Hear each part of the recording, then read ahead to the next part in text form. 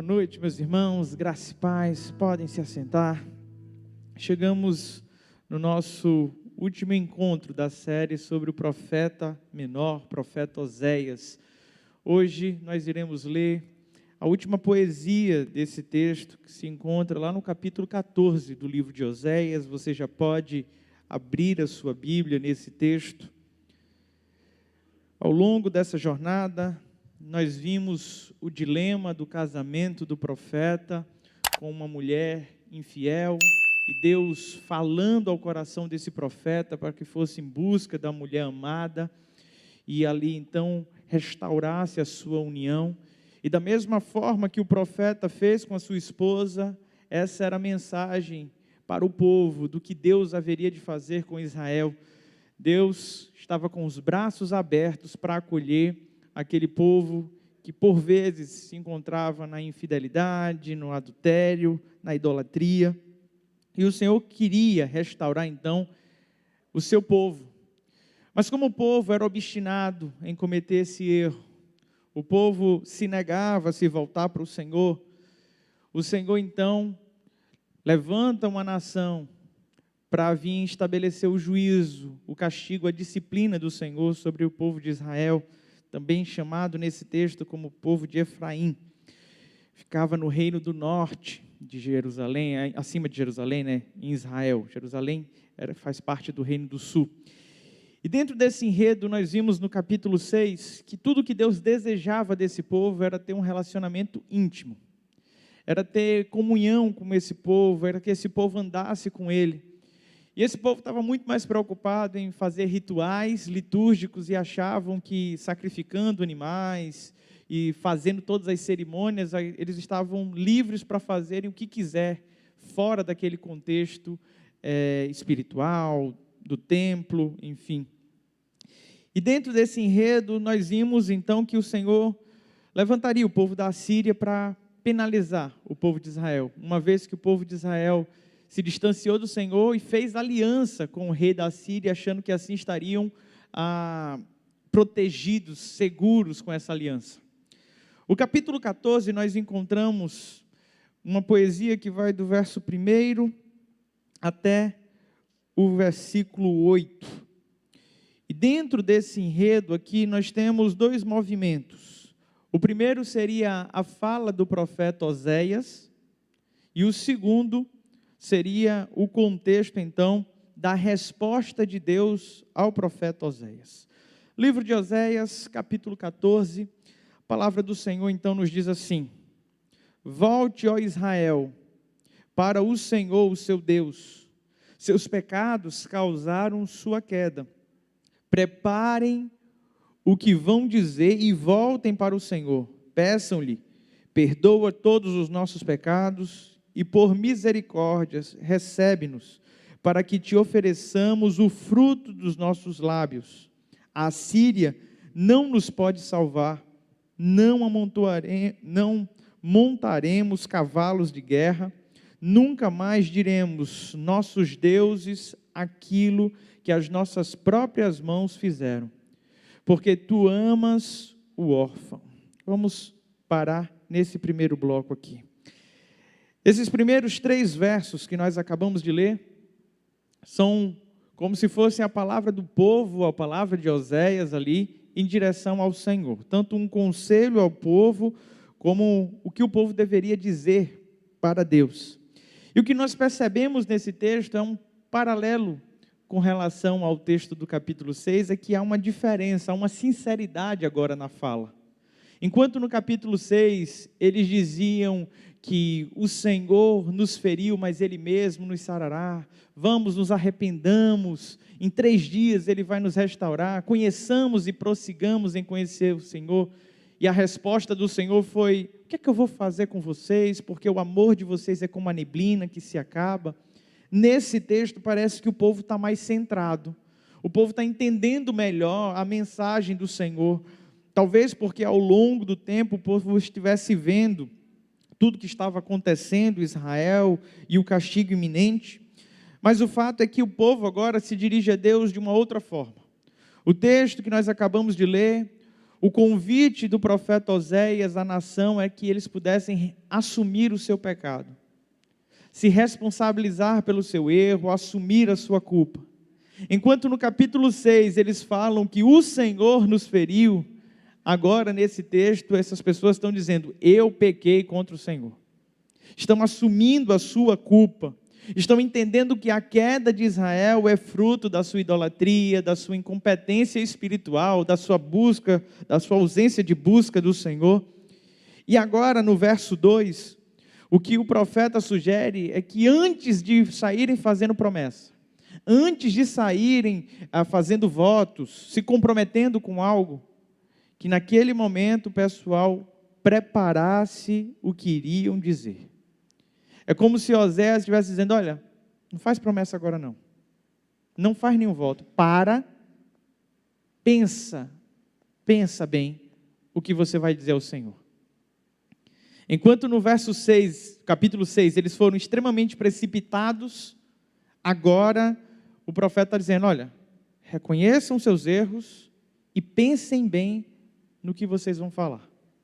Pensem como vocês vão se dirigir ao Senhor. Eu acho extremamente poético o início dessa oração, quando ele diz: perdoa todos os nossos pecados e por misericórdia recebe-nos, para que te ofereçamos o fruto dos nossos lábios. No capítulo 6, o Senhor disse para o povo: misericórdia quero e não sacrifício. Nesse texto agora, parece que o povo está entendendo a mensagem do Senhor, e eles não estão procurando oferecer um sacrifício ao Senhor. Eles estão entendendo que o que o Senhor espera deles é lábios santos. O que o Senhor espera daquele povo são lábios que se curvam para adorar, com coração grato, reconhecendo, fazendo confissão, mas por meio da sua boca, exercendo então esse sacrifício que o salmista chamaria de sacrifício de louvor.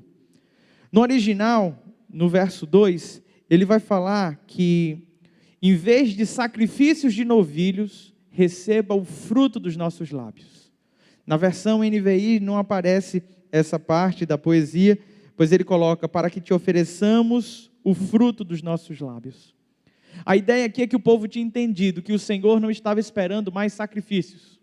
O sacrifício tinha virado algo mecânico na vida do povo. O povo já havia entendido que bastava chegar com um animal, sacrificá-lo, então seus pecados estavam perdoados, e eles continuavam vivendo na prática obstinada do pecado. O povo fazia sacrifício porque gostavam de comer da carne, gostavam de desfrutar daquele banquete, e agora o Senhor está dizendo: olha, eu não quero receber mais esses sacrifícios. E o povo, entendendo isso, se volta para Deus dizendo: perdoa os nossos pecados, e os nossos lábios te louvarão. A minha boca servirá como sacrifício de louvor ao Senhor. Sabe, é extremamente poético e ao mesmo tempo extremamente desafiador. Eu lembro do profeta Isaías, também no capítulo 6, quando ele tem um encontro com o Senhor, ele tem uma visão do Senhor nos altos céus, e quando ele olha para si, ele diz o quê? Qual é o desespero dele? Eu tenho lábios impuros, e eu habito no meio de um povo que também tem lábios impuros. Ele falou: eu vou morrer, eu não posso estar próximo de Deus tendo os lábios que eu tenho, eu não posso estar próximo de Deus falando aquilo que eu falo. O profeta Isaías entendeu esse movimento quando teve esse encontro com o Senhor, e era isso que o Senhor estava requerendo de todo Israel, era isso que o Senhor estava falando também por meio do profeta Oséias. Isaías, em determinado momento, ele diz: olha, esse povo me honra com os lábios, mas o seu coração está longe de mim. Nesse texto de Oséias que nós estamos lendo, o convite é para que haja uma convergência entre os lábios e o coração. Para que a gente consiga, no momento da adoração, expressar realmente aquilo que está no nosso coração. Algumas pessoas dizem que o momento do louvor nas igrejas é o momento em que o povo de Deus mais mente, porque cantam canções que não param para refletir antes, são conduzidos ali pela melodia e fazem promessas e votos sem sem entender o que realmente está acontecendo. Mas o fato é que o livro de Oséias nos convida a uma conversão plena, a um arrependimento pleno, onde os nossos atos e a nossa fala têm convergência com aquilo que se passa no nosso coração, com aquilo que se passa na nossa mente. Meus irmãos, é muito fácil ser crente de fachada. É muito fácil ser crente da boca para fora. O evangeliquez não é uma linguagem difícil. Não é difícil você aprender a dar a paz do Senhor, você dizer um glória a Deus, um aleluia, você aprender os jargões, estou passando pela prova, é o estreito, todas essas coisas que de vez em quando o povo mais gospel gosta de falar. Mas viver o que a palavra do Senhor requer de nós e ter uma coerência entre aquilo que nós estamos vivendo e aquilo que nós estamos falando, esse é o desafio. O profeta Oséias pede então para que o povo pense no que vai falar e a partir desse momento ofereçam esse sacrifício em forma de uma oração, em forma de um louvor. E esse sacrifício requer o perdão dos seus pecados, e ele de uma forma muito nítida começa a apontar quais são os pecados. Vocês lembram que quando a gente refletiu no capítulo 6, que foi o sermão 3 dessa série, nós falamos que o povo não estava dando nome aos pecados, e que nós precisávamos dar nome aos nossos pecados? A partir do verso 3, então, é apontado 2 pecados desse povo. O primeiro era a dependência que esse povo tinha do rei da Assíria. Não apenas da Assíria, mas também do Egito. Eles tinham feito conchavos políticos que acreditavam então que isso traria a paz entre os reinos. Mas isso não era suficiente. E o que o Senhor estava requerendo desse povo é que esse povo admitisse que foi um pecado sair das mãos poderosas do Senhor para fazer uma aliança com os homens. Eu já contei isso aqui, vou contar mais uma vez. Eu vivi uma experiência engraçada com a minha avó.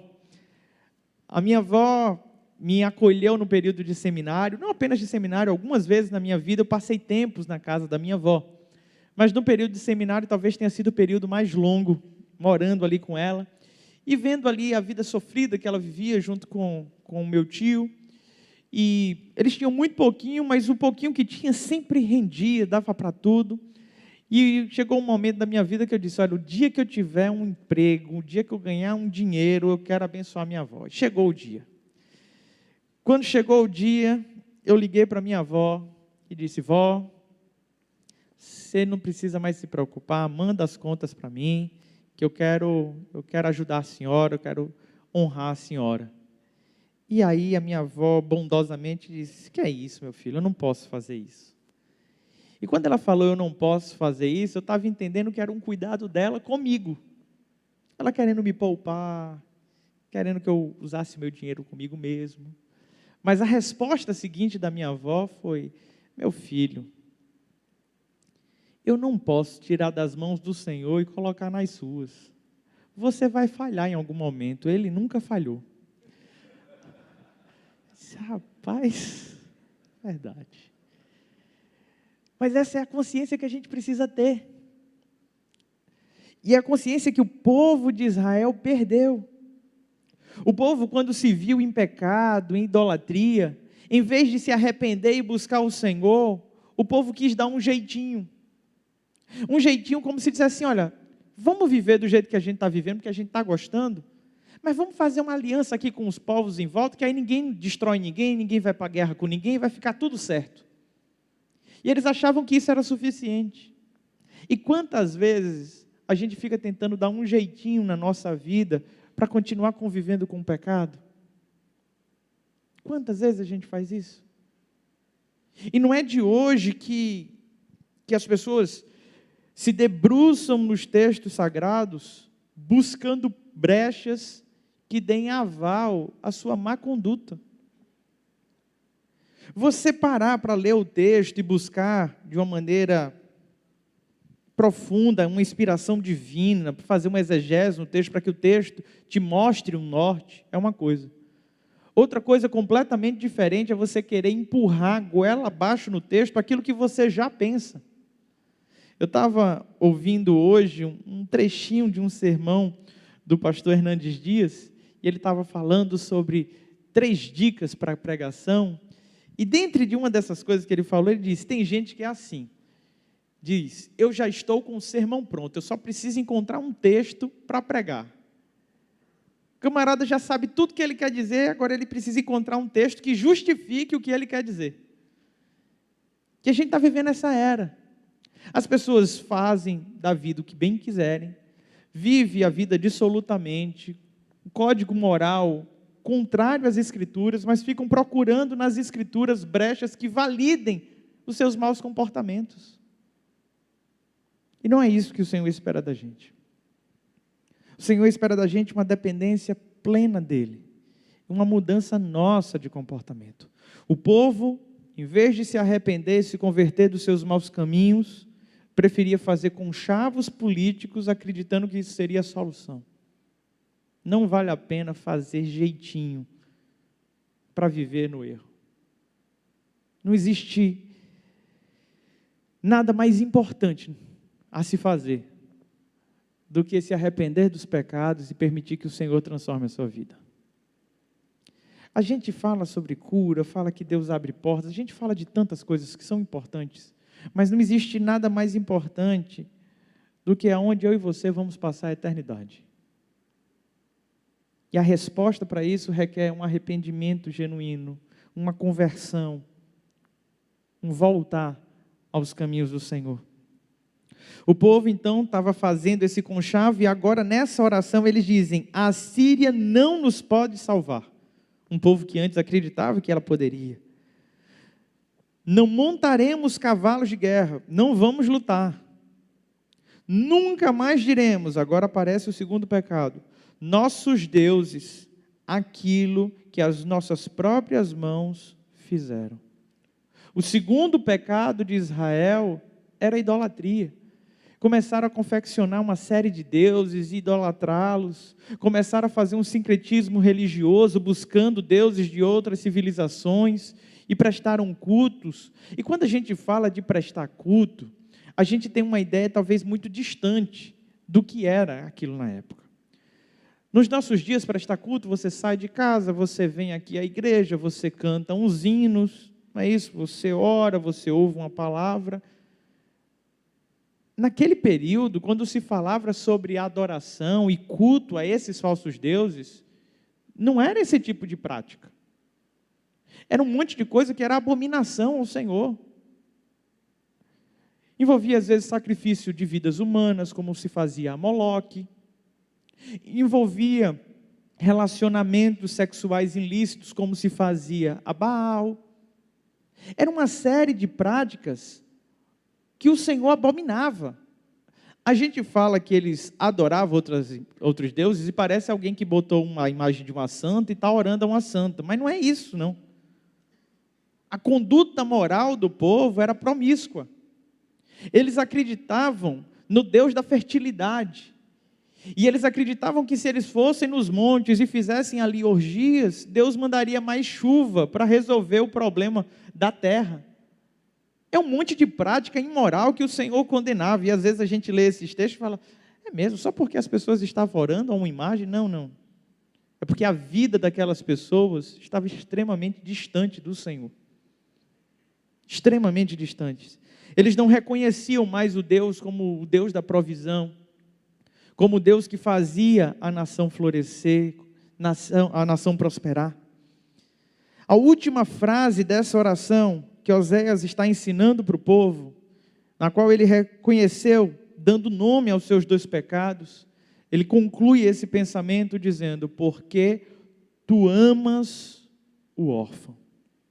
Vocês lembram que um dos nomes dado a uma das filhas de Oséias era não amada.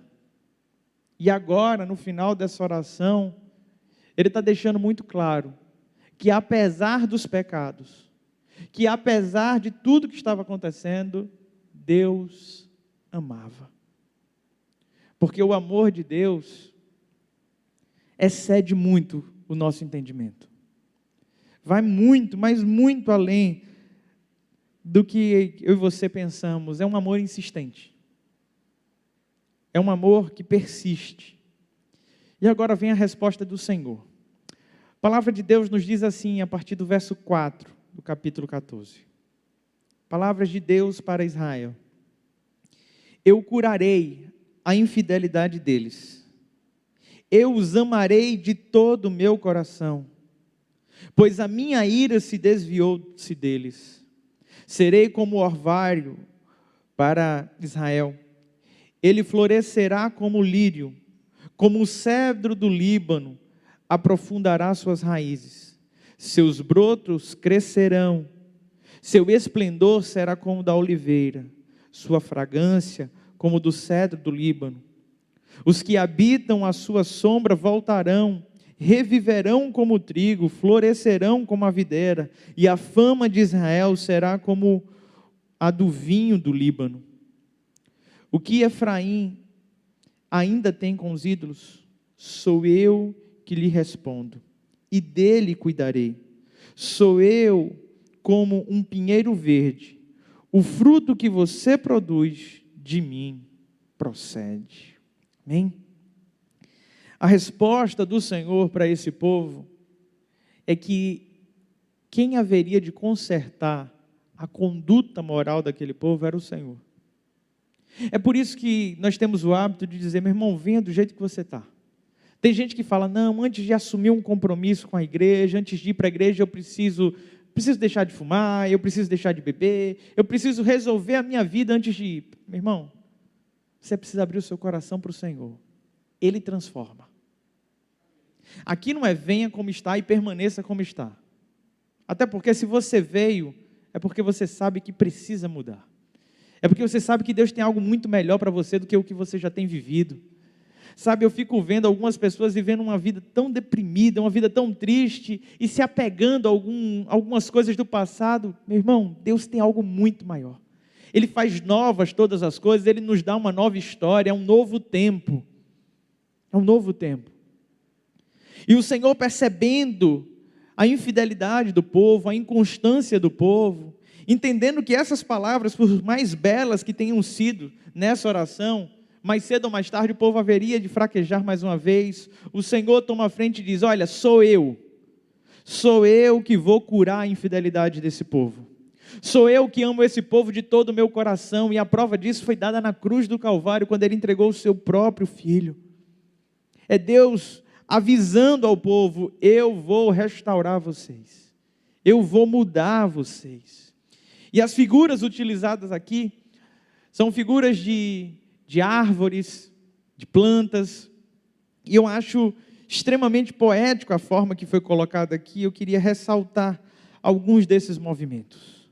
O Senhor diz que será para Israel como um orvalho, e quando Ele fala que será como um orvalho, Ele começa a dizer todos os benefícios que o povo de Israel vai ter por isso.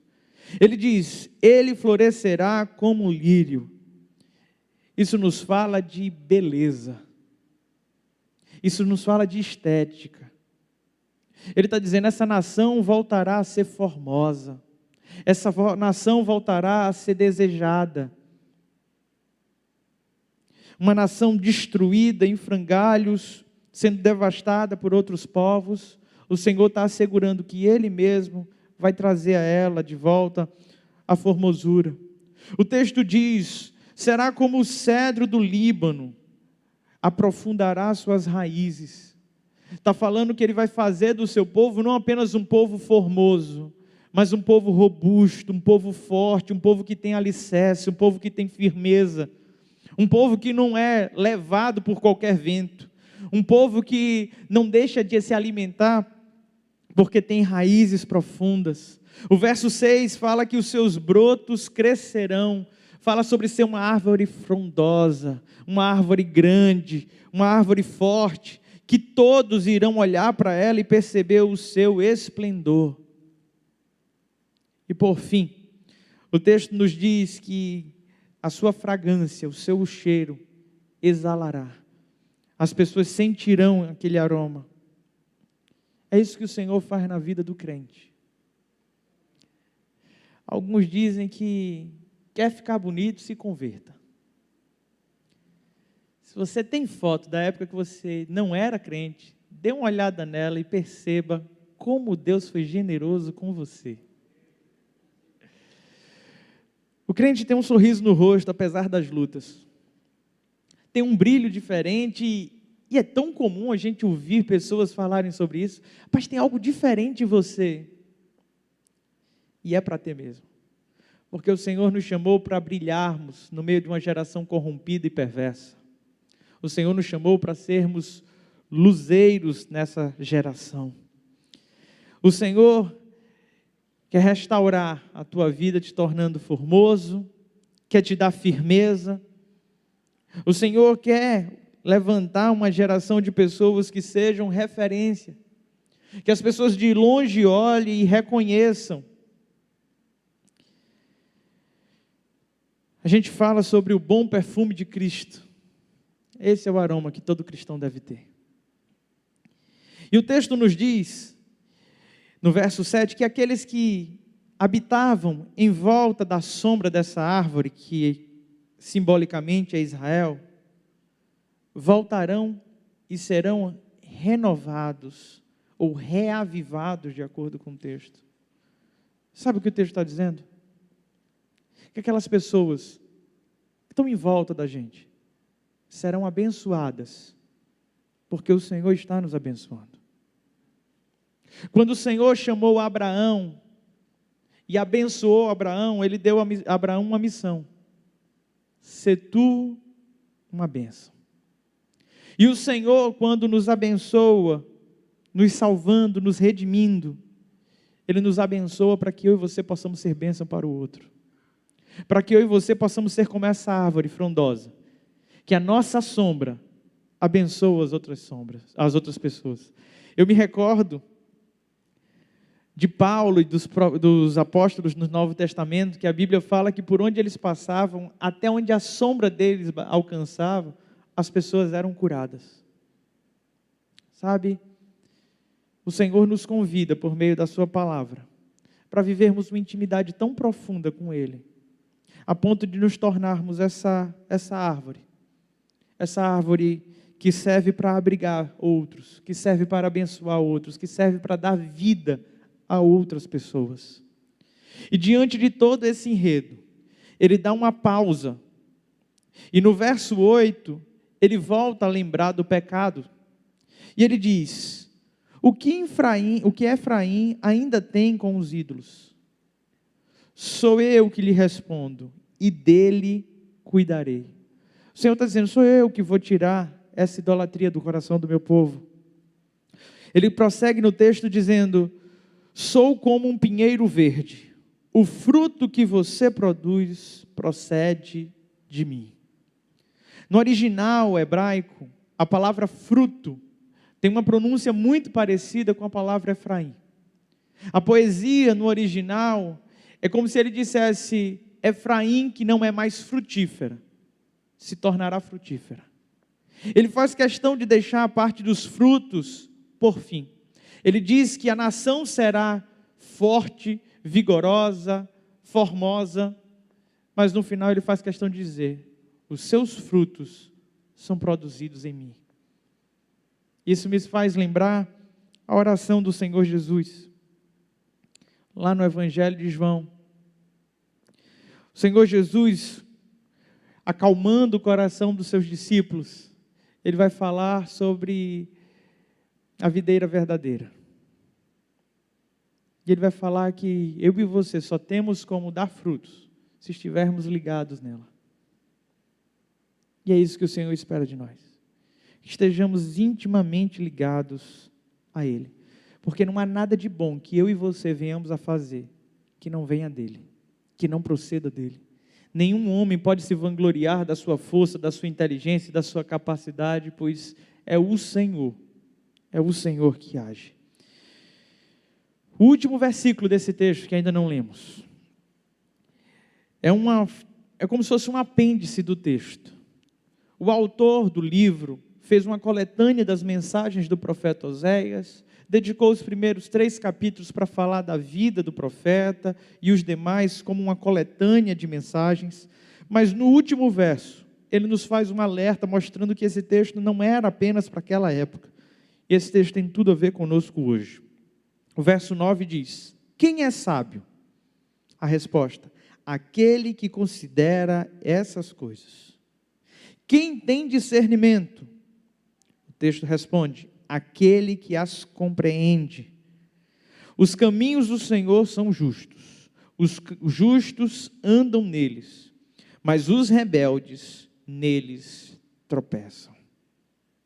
Depois de tudo que foi dito, depois de tudo que foi falado, o autor do texto nos convida à sabedoria e ao discernimento, nos convidando a revisitar esses textos, a reler esses textos que acabamos de fazer ao longo dessa série, e encontrarmos o caminho justo do Senhor, e andarmos nele.